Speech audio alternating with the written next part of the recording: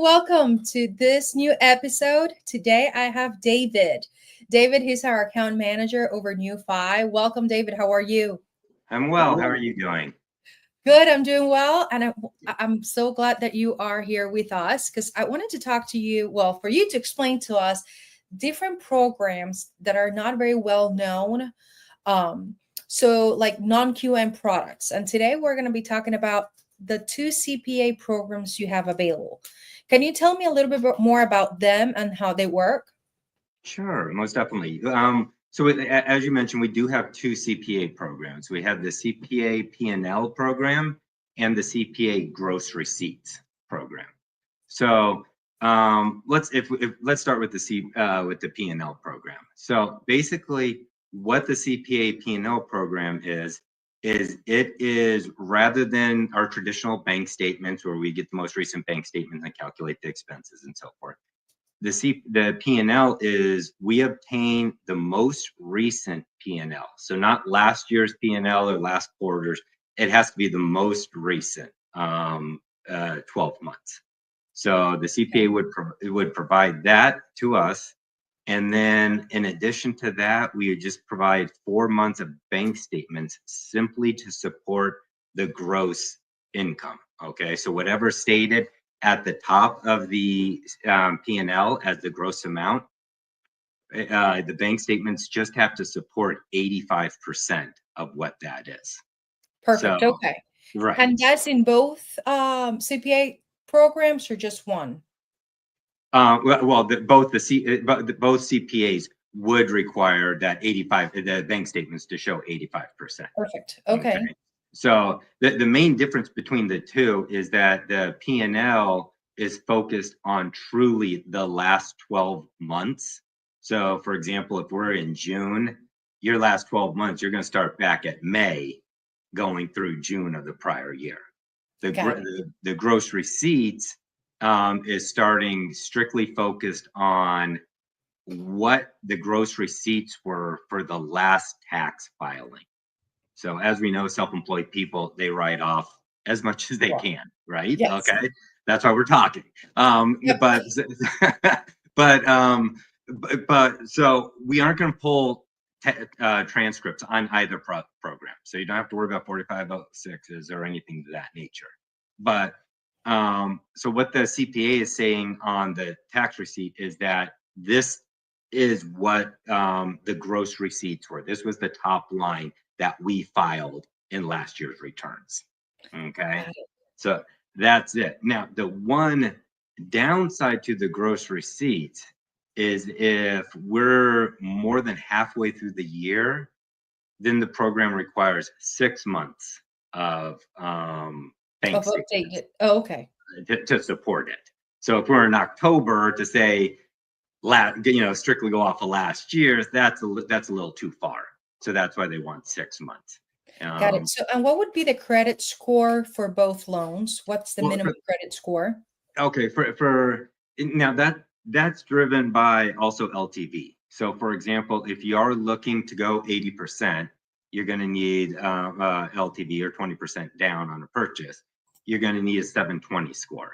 Okay, but if we're looking at going, say, 75%, then you can get by with a 660 or 680 score. Got it. Okay. So also, what's the down payment amount and the reserves? Mm-hmm. So the reserve. Like so tell me a little bit more about the reserves.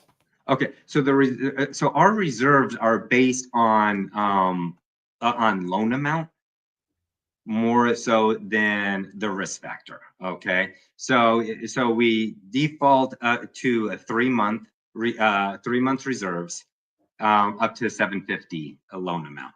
When you get over when you get over 750, then we'll go up to, we can go up to 6 months, we can go up to 12 months. So it's a tier with loan amount. You're not going to get into the high reserve point until we're up over like 1.5 or 2 million. So traditionally, like I said, 3 months if you're up to 750. Got it. Okay. All right. And what are one of the requirements when it comes to this type of loans? Because I know we're talking, and David, I so much appreciate you coming on board and kind of explaining this, because Oh, sure. I'm always asking you questions, and I thought it would be good to just record it so other people can actually learn about the products as well. Oh no, I And appreciate it, because we've done, to your point, we've done so many. We've done yep, between DSCR, the bank statement, and now these. I think it's great to give the wealth of knowledge to everybody. yep. So you were talking to me about they have to be at least 50% owner of a company. Correct, correct. I mean, the vast majority of what we get are 100% owners, but they're not required to be 100% owners. They can be any percentage up to 50%. And I know in our conversation, you asked about exceptions. The Yeah, what one, are like 49% yeah, ownership? right, right. So the one good thing about NewFi is that we are owned, or that our parent company is Apollo, and Apollo is the third largest equity firm, either in the nation or the world. I'm not sure, but they're huge. And what does that mean to you? Well, it gives us some flexibility, because a third of our loans that we fund each and every month have at least one exception. So to Yep. this point, when we usually encounter a percentage of, say, 49 or 48, we've been able to get it done. And one, because of who our parent company is and who buys 95% of our paper, but also because there's typically a reasonable or a meaningful relationship between that business partner. It could be a spouse, it could be a brother, it could be, there's usually something tangible there, that we can really lean on. But also we look at compensating factors, for any exception. So if instead of putting 20% down, they're putting 25, or they have their business has been, in existence for 10 plus years, there's always something, whether it be their prior mortgage history. So we can offset it. But yes, we can make minor exceptions, but as a rule of thumb, yes, it's probably best to focus on that 50% and above. Got it. Okay. And what would be the required documentations if someone wants to get this type of loan? What can they start preparing for? Okay. Well, the great thing about pretty much all of our programs that NewFi tries to do is just keep the simplicity of them all. And that's one thing that we were talking about earlier, is that this loan is really no different than any of your other loans, except for the income piece of it. So when you're prepping everything together, it's great. It's all the same. With regards to the P&L, it's just it would be coordinating with the CPA, and just make sure that your request is clear, because whenever CPAs always, like I mentioned earlier, seem to focus on quarterly bases. They want quarterly returns, they want whatever. So just to stress to them to make the most, it has to be the most recent 12 months. That way it just prevents any frustration or going back and forth with the CPA, or God forbid they charge them extra. You also mentioned they have to have a relationship with them, and this have to be a licensed either CPA or tax preparer, right? Correct. So it doesn't have to technically be a CPA. As long as it's a licensed tax preparer, we're fine, because we are going to confirm that. When they are preparing it, with the CPA letter, they're going to do the CPA, they're going to do the P&L. If it's the gross receipts, they're going to provide a letter which includes the gross receipts. But what they're going to also do on both of them is they are going to basically have to state, who they are, provide their license, state that they have done, especially on the gross receipts, that they have filed the tax returns for these clients for the prior year. we will default on the gross receipts. We have to apply an expense factor. So we will automatically default to our 50% expense factor, very similar to what we do on the bank statements. But we do follow the same philosophy that 50% is conservative. If their expense factor, yes, if their expense factor is far less, then if the CPA states that a more accurate, the true and more accurate expense factor is 20%, because we deal with a lot of our loans come out from either gig workers, self-employed, Schedule C, what be it, but we do a lot of consultants. We do a lot of, IT coding individuals. We do a lot of laborers. Well, there's not a lot of overhead there. It's just services. Exactly. So if it's lower, that's all they have to do, and we don't do any validation. I mean, there is the common sense factor. I mean, if somebody, if it's a restaurant and somebody says, "Oh, their expense rate is 15%," we're not going to buy that. We're actually working with one client together, and she works from home, and she is, I believe, she just codes medical coding. Oh, right. She has no expenses. No. She's just a 1099 person, and so this definitely would be a good program for her. So what would be the ideal target for this type of programs for the gross receipts and the P&L? Well, obviously it's probably, well, I'd say smaller to mid-size, but I'm doing one. I have one going right now where the monthly came out to be $182,000 a month of income, and their 4 bank statements supported that. So what I would say is, whenever somebody comes and looks for a bank statement program, for example, because that's what most self-employed people think. If I can't provide, if I can't prove my income based on tax returns, because I do, like every self-employed person does, of maximize the opportunities that we have.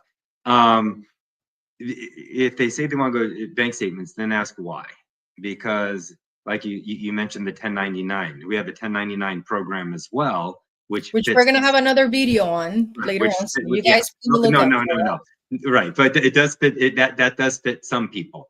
But it's usually the path of least resistance, because if you go bank statements, you do have certain things like NSFs or overdrafts, and it's not necessarily a borrower's fault. Sometimes their accounts receivable come in the same day or the day after a posting.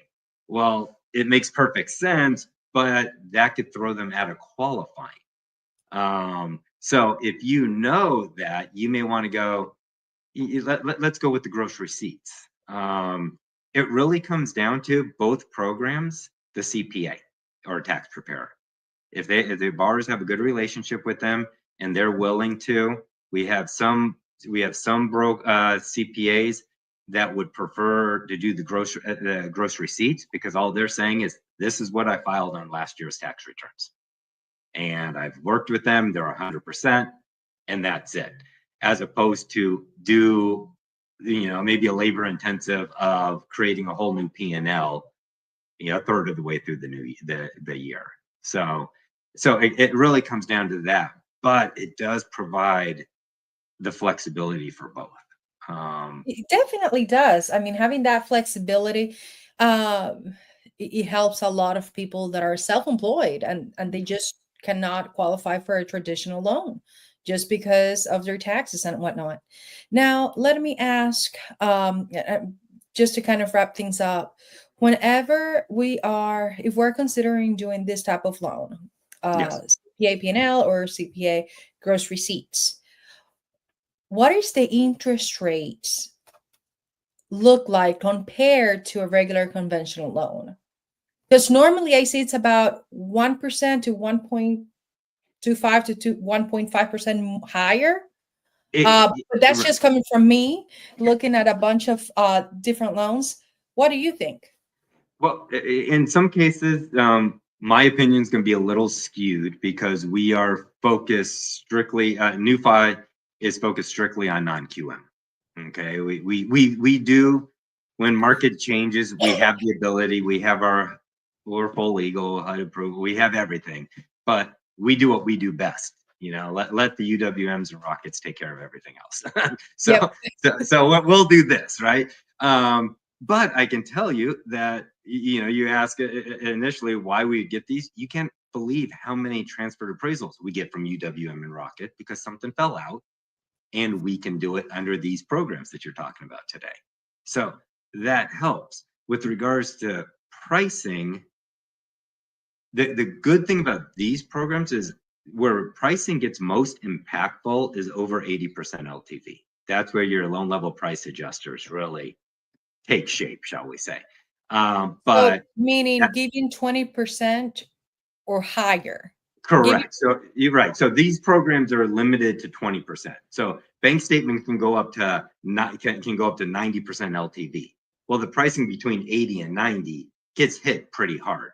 Since this one is limited at 80, it's the pricing usually is pretty compatible. I mean, I have two of them going right now, and they were at borrower paid. I think one was at 6.875 and one was at 7.25. Okay, Right there for you guys looking at this video, whenever he says borrower paid, that really means that on your closing cost, you will have to ultimately pay the compensation for the broker yourself, which is capped at 2.75 most. Well, it's just capped at that. I don't know what the broker would charge because everyone charges differently, but it is capped at 2.75, and that's you can Google it. I mean, it's a law, so it's not really that anyone would make that up. But that's what it means on borrower paid. So where your closing costs are going to be a little bit more expensive, rather than if the lender is the one compensating the broker themselves. So that's truly what it means. I wanted to give some clarity around it. Oh, exactly. Thank you for that, because we could also increase, so that would be at that par rate, or that if they're paying, but not everybody has the liquid assets to be able to do so, to meet the reserve requirements in that nature. So they have the ability, if their debt ratio works, to increase the rate slightly to get lender credit so that we can pay that on the backside. So they will have that flexibility. But I would say even going that route, you're looking at rates in the mid sevens. So they're very good, because the interest rates right now, they are around the 7%. They are, and that's what's so surprising right now. I mean, we do have some inflation numbers that come out tomorrow, and we'll fingers crossed it doesn't impact the market. I mean, it's across the board. It's not just non-QM. Yep. But at the end of the day, the rates are they are competitive, and we aren't far off at all from the conventional side. Like there used to be such a huge gap. Mhm. It's not anymore. Yeah, and I have found that to be true, though, because sometimes we were getting some I was quoting a loan, and the DSCR seemed a little bit cheaper than the bank statements, but both of them are QMs. But then when I was actually putting another loan for another client, a regular conventional loan, 5% down, the difference was like almost nothing, and I was very surprised by it. Yeah, no, you're right. And what the strange thing is that you referenced the DSCR. There are times right now in buckets that our DSCRs are priced better than our bank statements. And it's the appetite on the secondary market. But the one thing about the DSCR too is they can close quick. So it's because it's so much appraisal. What is that time? Well, but we'll go ahead and talk about DSCR and loans. I'm sorry, you get me excited about other things. I know. So you guys at home, if you are, let me know what type of loan product, non-QM, which means it's outside this conventional and FHA type of loans. Let me know what type of loan you wanted to know, and then we'll come back with David, and he can give us some expertise and knowledge around them. So David, thank you so much for coming. I'll hope I hope I'll be having you next week to talk about some other new non-QM products that I just want to teach everybody. And then it's just good for a refresher. So thank you so much. And I'll see you guys next week. Bye-bye. Thank you.